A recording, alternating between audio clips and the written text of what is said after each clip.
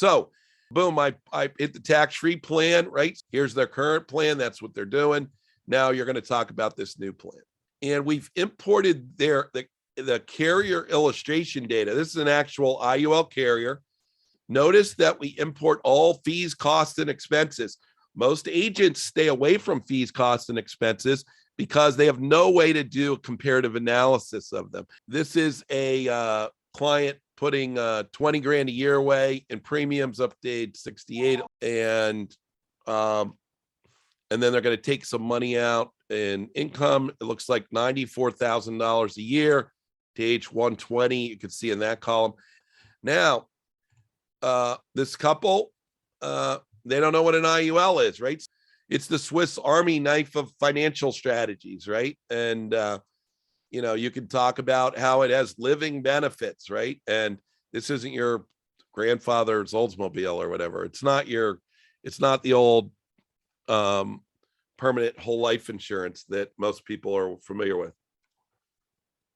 And most people, have the misperception that it's just a love product. They're buying insurance only for someone they love.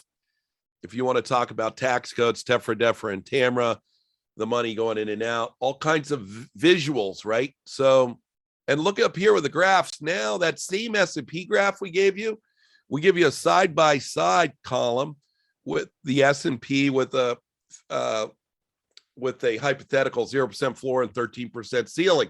So they start to understand it's wildly more important what they don't lose in market bad years, right? So they've consciously given up some of the upside in market good years for an absolute guarantee of no downside in bad years. Now you want to be careful to tell them that carriers vary with caps and floors and whatever state you're in, but this is effectively how indexing works. And this helps you walk through some of those concepts so they understand what you're talking about with the tax-free plan. You can talk about the annual lock-in and reset feature. This is a slide created by Doug Andrew 22 years ago, and it still is very helpful today. Got all kinds of stuff. You can look at the worst decade in U.S. market history with a cap of 0 and a cap of 12 and a floor of 0. Some sample decades with the same cap and floor. You want to talk about living benefits? We got the whole list of living benefits here. Most people think they'll never need long-term care, but 70% of people that get to this age over 65 will need some form of long-term care services. So, and there's again, caps and floors side by side, right? With and without dividends, so they can see both. So while you would have done a lot better with dividends in the S&P, their account's still taxable. The IUL is income tax free. The same chart there. So you'll notice continuity. They've seen some of these pop-ups before, but now we're filling them in for comparative analysis with an IUL. And it's all this stuff, their plan has all these fees, right? The money's going down the drain with fees and taxes.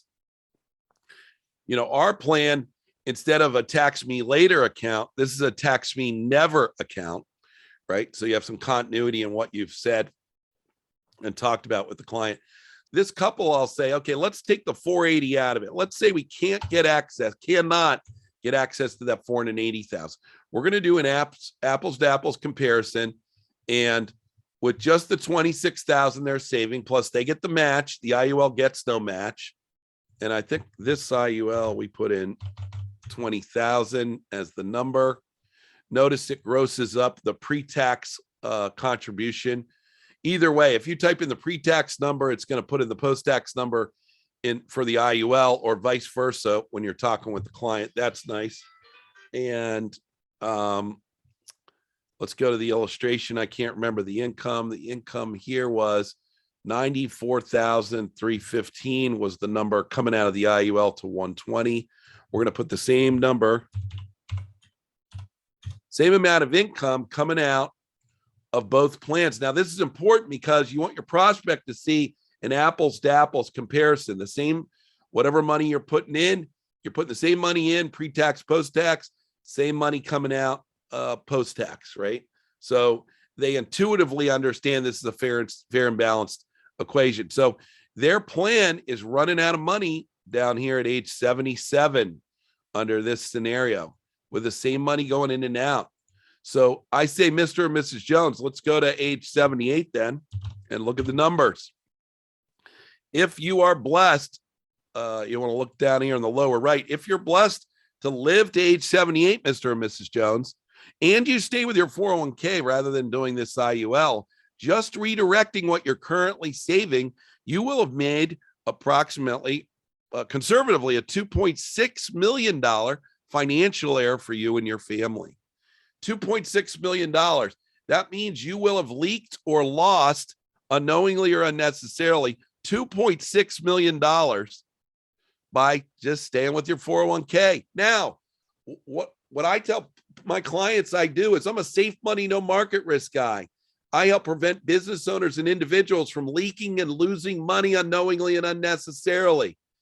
And if I can prevent you from leaking $2.6 million by age 78, Mr. and Mrs. Jones, isn't that the equivalent of me making that money for you?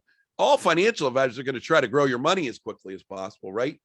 And hopefully try to protect you from some risk. But if I can keep you from leaking 2.6, that's just as good as I made it. And I don't have to take a lot of risk to get that 2.6, right? Like, look, if they live to age 88, they've lost $3.2 million is the total advantage in this case. I mean, that's staggering. And I think the average 40-year-old is projected to live beyond 88 on average. If they live past 60, I think it says. So look, many advisors say, oh yeah, continue to contribute to the 401k so you can get the employer match. Well, look, the employer match, to put it frankly, is kind of like a sample of crack cocaine for most people. Why? Because it keeps them doing the very thing that's going to cause their financial destruction in the future.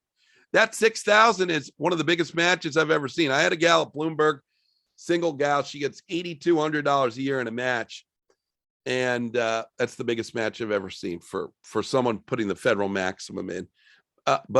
And she immediately abandoned the match once she saw these numbers. Is it worth it to you to lose $3.2 million to get a $6,000 a year match? I mean, come on, right? So any agent or advisor that tells their client without doing the math that, oh yeah, continue to contribute to get the match is performing financial malpractice. That's what it is. They didn't do the math. It's counterintuitive, yes, but it's something you want to know. Try to tell them that without doing the math here, right? Try to look at the fee differential. If they get to, let's go back to age 78, when the 401k dried up and blew away like a tumbleweed here, right? 77. Let's look at the fee differential. While the IUL has fees, why would you want to pay an extra $829,000 in fees to your 401k? What do you get for it? It blows away like a tumbleweed at age 77.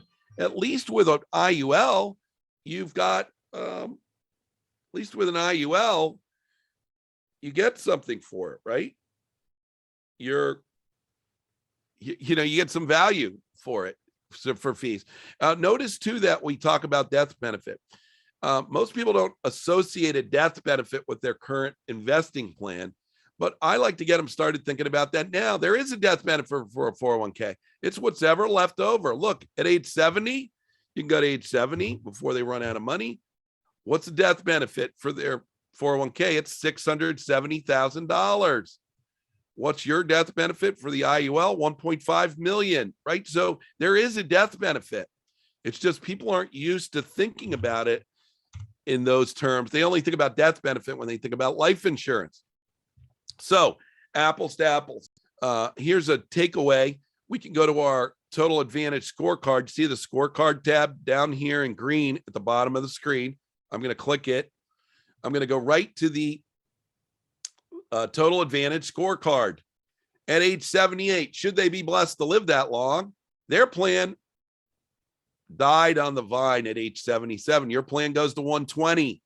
It gives you the delta, all this stuff. What's the total advantage, right? And then we can go to page 2, where we give them all the assumptions. These are the assumptions we used to generate this in this projection and side-by-side comparison between an IUL and their current plan. So they know how you came to those numbers. And here's a reminder down at the bottom of their plan benefits, right? So lots of people forget that permanent life insurance has college aid advantages, right? Or chronic and critical illness advantages, or it increases their collateral capacity. When's the last time you mentioned to an IUL prospect that you're going to increase their collateral capacity, right?